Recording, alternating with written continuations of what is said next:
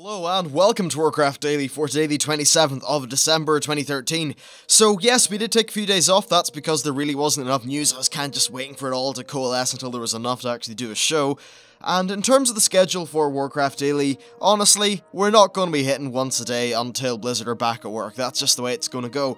But anyway, we actually have some really fantastic stuff to talk about in relation to the new character models. It's stuff from Chris Robertson, and basically I really just only bothered recently to have a look at his Twitter. So there's that. I'll talk about Wintervale for a minute, and then MMO Champion have got their really cool armory stats where they break all that stuff down. Honestly, I've got to find out how they do that because I'd really like to do some myself, and maybe we can get some interesting information from that. So yeah, let's jump into the first topic of the day, which is the new character models. So this is all stuff from Chris Robertson. You can go and follow him on Twitter. He's very good in that. And he announced that they have an announcement coming in January, and it seemed like early January. This is very good. We, of course, need to keep this Warlords of Draenor hype train going. And honestly, if they're, say, talking about the new humans, I mean, they've already covered the orcs, and the orcs are one of the most played races. So if they do talk about humans, I think that is very big. And that'll really get a lot of people interested and excited. In addition to all this, there is, of course, a whole bunch of other tweets, so yeah, let's just get to covering them.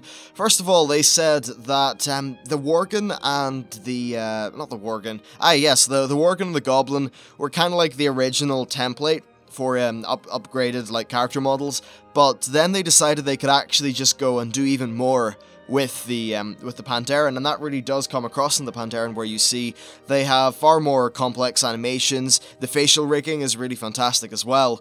So currently they actually are not planning on updating the Worgen or the Goblin until they have every other race finished, and that only after that they would like to start working those races. So if you do main one of those two races, I guess it's a little bit unfortunate. You're not going to be seeing an upgrade. That said, you're still dealing with a character model that looks pretty decent. Now, personally, I don't like the Worgen model.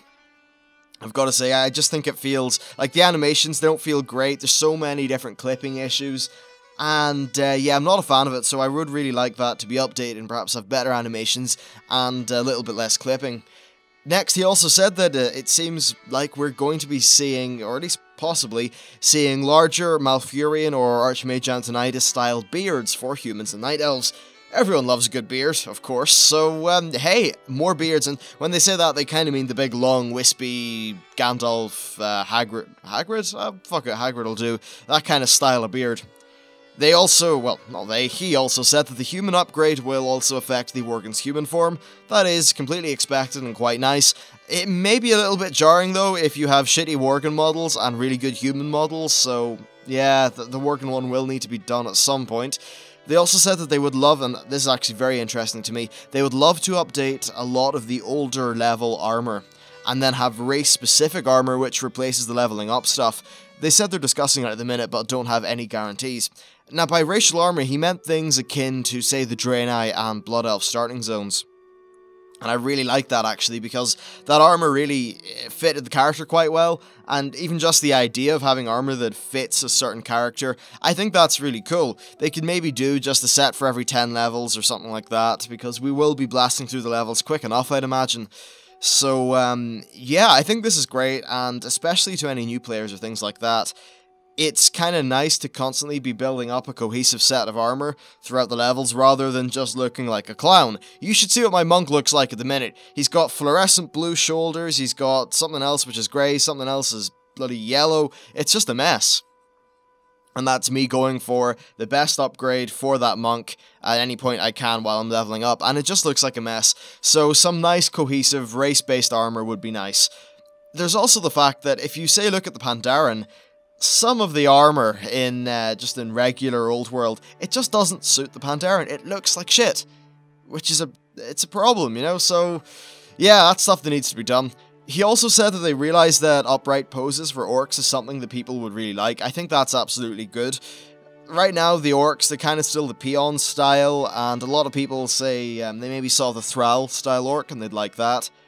Honestly, I'm okay with that. The only problem is, like, the orcs would then just kind of look like big green humans, So they, perhaps in terms of movement and stuff, I don't know, they can still communicate the brute force and size of an orc pretty well just through the actual walking animation, and I think upright orcs, well, they'd appeal to more people, I guess. Right now, I think a lot of people that want to play Horde end up going Blood Elf because they want a character that just kind of like, isn't ultra, like, hunched over and stuff like that. So maybe upright orcs would be something people would like. He did say he realized that it's something people really want, so maybe it'll happen. Next, he also said that the whole team actually love the idea of alternate skins to unlock. Stuff like a Mag'har orc, Dark Iron dwarves, etc. But it's not a high priority feature. Basically, it's the subrace thing I talked about a while ago. I think it's great. I've already talked about it, so there's not really much to say, but the more options, the better. As for unlocking them, I'm not really too sure if that's the best idea, because, like, if someone's just starting off their new character, they don't want to go with a skin that they don't particularly like because they haven't unlocked it yet. You want to be able to start off with the exact character that you want to play, so I'm completely against the idea of that being behind an unlock. And it's also just artificial inflation of, like, just of playtime by sticking random things behind an unlock barrier.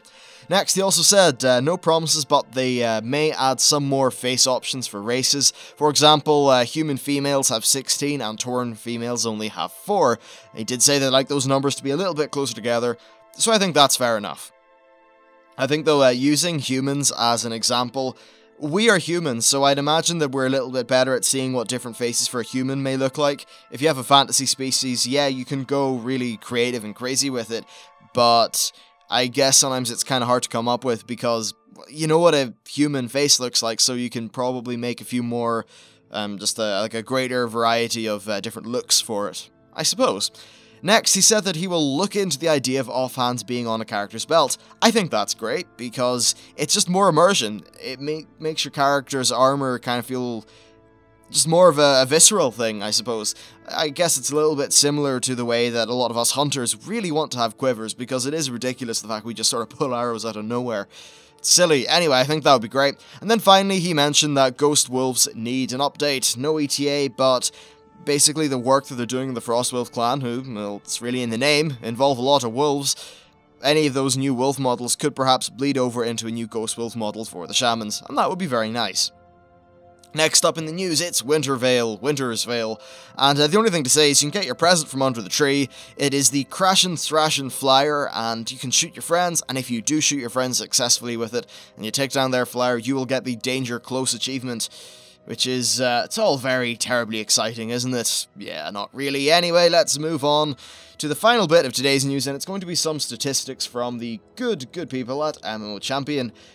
I really do want to find out how they do this armory analysis, so I'm really going to have to just, I don't know, find out somehow.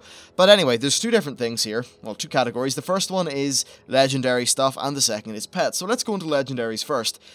Now, we have here the percentage of players that have completed the legendary quest achievements. So for Chapter 1, it's 55%, for Chapter 2, it's 39%, Chapter 3 is 25%, Chapter 4 is 25%, and Chapter 5 is 20%.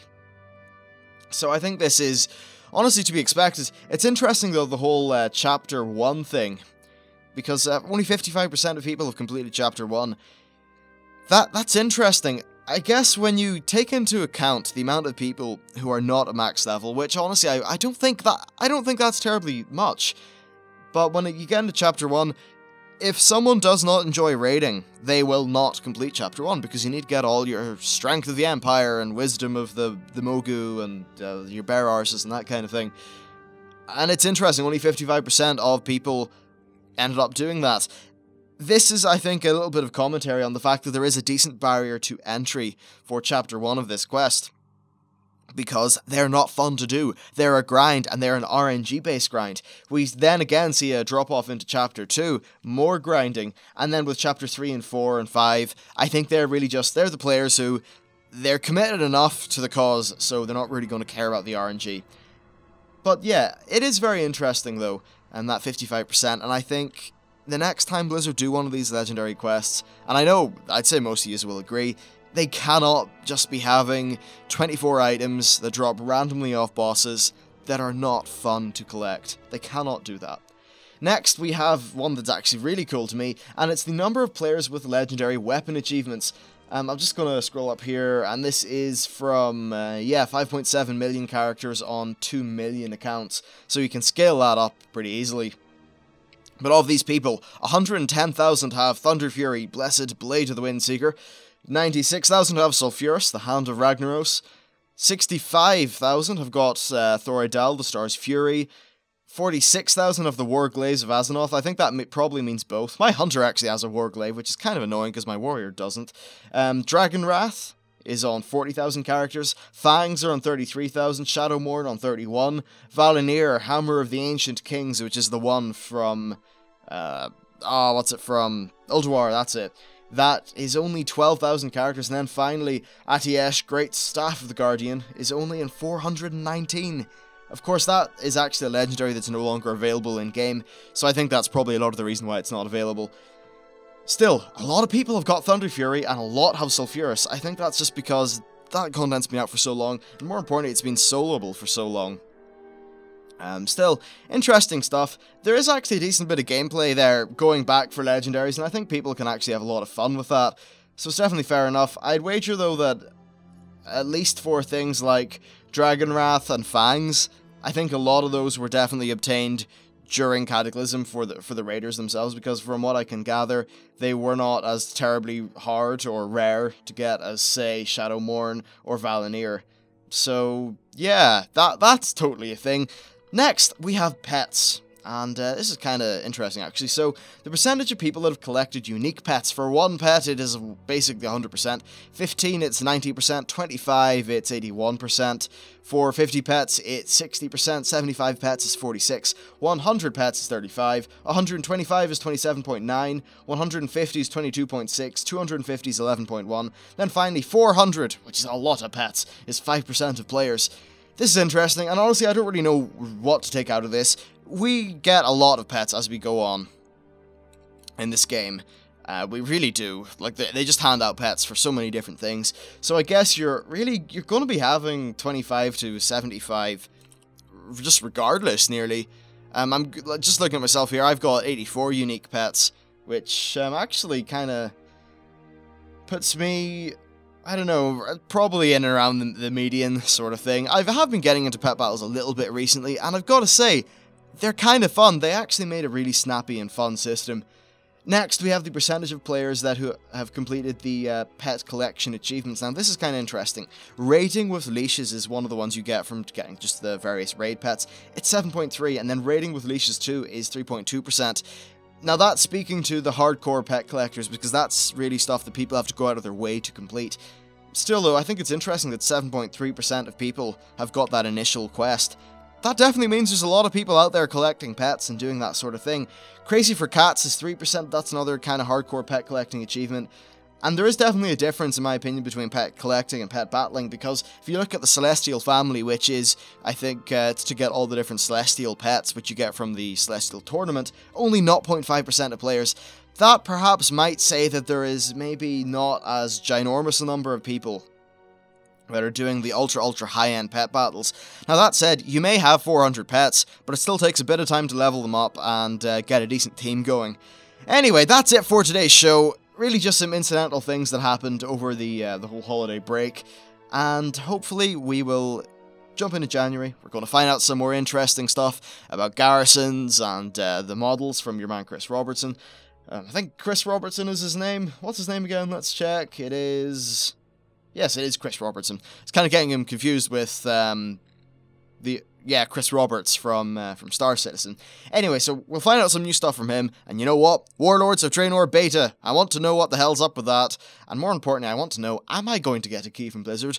And, because I'm probably not, how much money am I going to have to offer in some shameless YouTube video to actually get one from the audience? So that'll be good fun. Anyway, thank you very much for watching. Hope you enjoyed the show. I'll see you next time.